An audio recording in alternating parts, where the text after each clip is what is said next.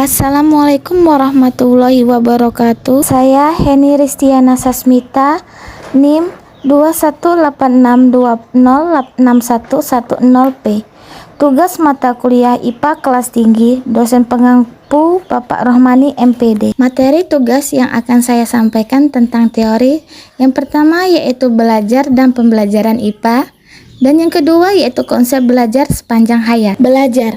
Pengertian belajar menurut KBBI ialah berusaha memperoleh kepandaian atau ilmu, berlatih, berubah tingkah laku atau tanggapan yang disebabkan oleh pengalaman. Menurut Ngalim Purwanto tahun 1992, belajar disimpulkan sebagai tiap-tiap perubahan yang relatif menetap di dalam tingkah laku yang berjalan sebagai suatu hasil berasal dari latihan atau pengalaman. Belajar juga diartikan sebagai sebuah proses perubahan di dalam kepribadian manusia, dan perubahan tersebut ditampakkan dalam bentuk peningkatan kualitas dan kuantitas tingkah laku seperti peningkatan kecakapan, pengetahuan, sikap, kebiasaan, pemahaman, keterampilan, daya pikir, dan kemampuan-kemampuan yang lain.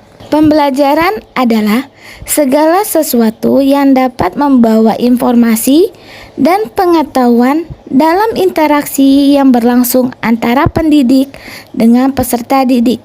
Menurut Ashar tahun 2011, Undang-Undang Sistem Pendidikan Nasional Nomor 20 tahun 2003 mengatakan pembelajaran adalah proses interaksi peserta didik dengan pendidik dan sumber belajar pada suatu lingkungan belajar. Dalam arti, pembelajaran merupakan proses belajar yang diciptakan guru dengan tujuan untuk mengembangkan kreativitas berpikir peserta didik sehingga kemampuan berpikir juga meningkat. Menurut Iskandar tahun 2001, halaman 2, IPA adalah ilmu yang mempelajari peristiwa-peristiwa yang terjadi pada alam. Sedangkan IPA menurut Trianto tahun 2014 mengatakan bahwa IPA adalah suatu kumpulan teori yang sistematis. Penerapannya secara umum terbatas pada gejala-gejala alam, lahir dan berkembang melalui model ilmiah seperti observasi dan eksperimen, serta menuntut sikap ilmiah seperti rasa ingin tahu, terbuka, dan jujur. Pemberian mata pelajaran IPA bertujuan agar peserta didik memahami atau menguasai konsep-konsep IPA yang saling keterkaitannya, serta mampu menggunakan model ilmiah untuk memecahkan masalah-masalah yang dihadapinya, sehingga lebih menyadari kebesaran dan kekuasaan penciptanya. Menurut Sumaji dan kawan-kawan tahun 1998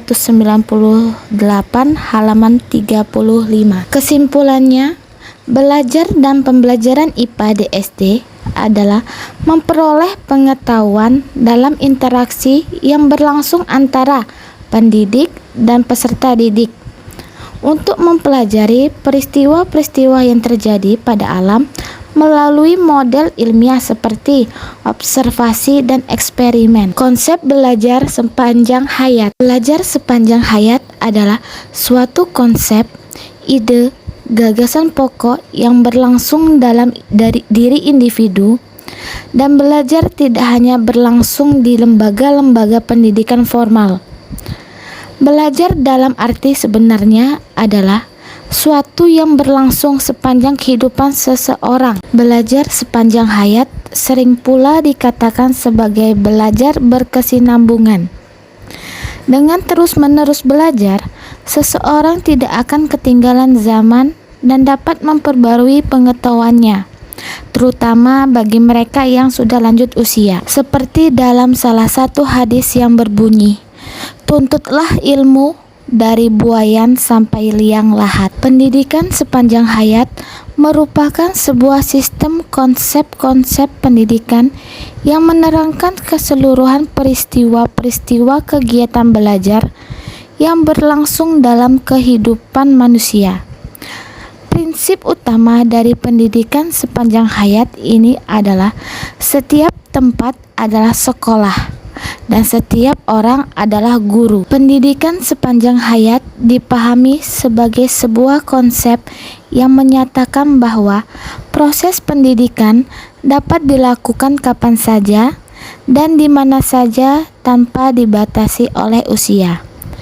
Pendidikan sepanjang hayat bermakna bahwa sepanjang kehidupan manusia akan selalu membutuhkan proses pendidikan. Dasar pemikiran ini menjadikan pendidikan sepanjang hayat sangat penting untuk diterapkan dalam kehidupan manusia. Dorongan untuk belajar sepanjang hayat telah dijadikan sebagai suatu kebutuhan. Kenyataan hidup sehari-hari memperlihatkan bahwa manusia belajar sepanjang hidupnya, meski dengan cara dan proses yang berbeda-beda. Jadi, kesimpulan dari konsep belajar sepanjang hayat ialah belajar berkesinambungan dari zaman ke zaman dan dapat memperbaharui pengetahuan dan melalui proses informal maupun formal. Dapat dilakukan kapan saja dan di mana saja tanpa dibatasi oleh usia dengan cara proses yang berbeda-beda. Sekian yang dapat saya sampaikan. Jika ada kata yang kurang berkenan, saya mohon maaf. Terima kasih. Wabillahi taufiq wal hidayah. Wassalamualaikum warahmatullahi wabarakatuh.